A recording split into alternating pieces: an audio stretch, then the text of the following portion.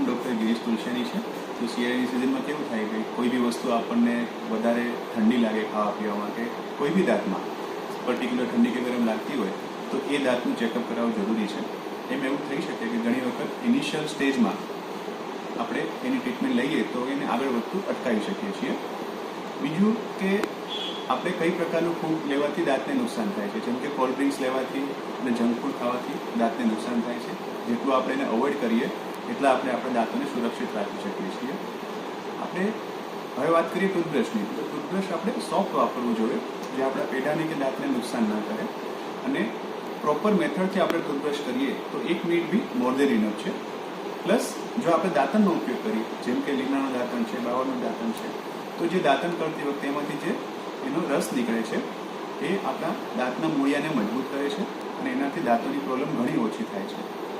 પછી આપણે ઘણી વખત જોયું છે કે લોકોના મોઢામાં પ્લાક અને કેલ્ક્યુલસ, જે ડિપોઝિટ યલો કલરની હોય છે દાંત ઉપર જમા થયેલી, એ ડિપોઝિટ આપણા પેઢાને બી નુકસાન કરે છે અને લાંબા ગાળે આપણે એ વસ્તુ આપણા શરીરના બીજા અંગોને બી નુકસાન કરી શકે છે. તો આ બધી વસ્તુથી બચવા માટે આપણે દર 6 મહિને એક ડેન્ટલ ચેકઅપ જરૂરી છે, જેથી કરીને કોઈ બી દાંતની બીમારી એના ઇનિશિયલ સ્ટેજમાં ડાયગ્નોઝ થઈ જાય અને એની ટ્રીટમેન્ટ પ્રોપર થઈ જાય, જેથી કરીને આપણે લાઈફમાં મોટી તકલીફ ના પડે દાંતની કોઈ. આપણે આપણા દાંતોને મજબૂત રાખવા માટે સવારનો જે આપણે મીઠો તડકો કહીએ છીએ, કે સવારે લગભગ સૂર્ય ઉદય થાય ત્યારથી લઈને 2-3 કલાક સુધી જે તડકો હોય છે એમાં રહેવાથી, એટલીસ્ટ દિવસમાં મિનિમમ 15 મિનિટ બી રહેવાથી આપણા બોડીને વિટામિન ડી મળે છે. એનાથી આપણા દાંત અને હાડકાં મજબૂત રહે છે, જેથી દાંતોની તકલીફ ઘણી ઓછી થાય. આપણા દાંતને સ્વચ્છ રાખવા માટે, સારા રાખવા માટે જંક ફૂડ છે કે વેફર એવું બધું છે એ ઓછું ખાવાથી દાંતને ઘણો ફાયદો રહે છે. દાળ ભાત શાક રોટલી, લીલા શાકભાજી, ફ્રૂટ પણ ખાવું, એનાથી દાંતોની હેલ્થ સારી રહે છે.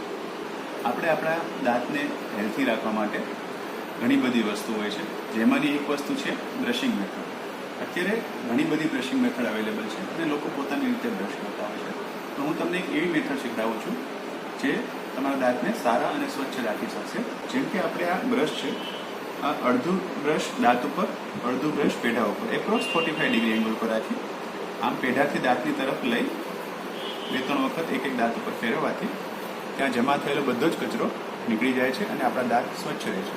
અને આપણે જોતા હોય છે કે મેક્સિમમ જે આગળના દાંત છે એની અંદરની બાજુમાં લોકોને ડિપોઝિટ્સ જમા થતી હોય છે. તો એના માટે આપણે ખાલી બ્રશને અંદરથી બહાર લેવાનું છે આમ, અથવા તો તમે આવું બી કરી શકો.